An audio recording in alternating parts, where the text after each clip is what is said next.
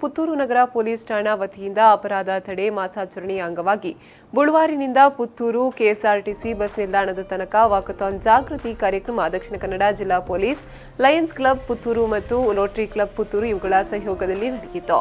DYSP Srinivas ಅವರು ತೆಂಗಿನಕಾಯಿ ಹೊಡೆಯುವ ಮೂಲಕ ಚಾಲನೆ ನೀಡಿದರು. ಪೊಲೀಸ್ ಸಿಬ್ಬಂದಿಗಳು, ರೋಟರಿ ಲಯನ್ಸ್ ಕ್ಲಬ್ನ ಪದಾಧಿಕಾರಿಗಳು, ಸದಸ್ಯರುಗಳು, ಗೃಹ ರಕ್ಷಕ ದಳದ ಸಿಬ್ಬಂದಿಗಳು ಅಪರಾಧ ತಡೆಯುವ ನಿಟ್ಟಿನಲ್ಲಿ ಜಾಗೃತಿ ಬ್ಯಾನರ್ ಅನ್ನು ಹಿಡಿದು ಜಾಗೃತಿಯನ್ನು ಮೂಡಿಸಿದ್ರು. ಇನ್ನು ಪುತ್ತೂರು ನಗರ ಪೊಲೀಸ್ ಠಾಣೆಯ ಹರೀಶ್ ಅಪರಾಧ ತಡೆಯಲು ಸುರಕ್ಷಾ ಸಲಹೆಗಳ ಉದ್ಘೋಷಣೆಯನ್ನ ಮಾಡಿದ್ರು. ಕೆಎಸ್ಆರ್ಟಿಸಿ ಬಸ್ ನಿಲ್ದಾಣದ ಬಳಿ ಸಮಾರೋಪ ಸಮಾರಂಭ ನಡೆಯಿತು. ಈ ಸಂದರ್ಭ ಎಸ್ಐ ಓಮನ, ಸಂಚಾರ ಪೊಲೀಸ್ ಠಾಣೆಯ ಎಸ್ಐ ನಾರಾಯಣ್ ರೈ ಸೇರಿದಂತೆ ಸಿಬ್ಬಂದಿಗಳು, ಗೃಹ ರಕ್ಷಕ ದಳದವರು ಉಪಸ್ಥಿತರಿದ್ದರು.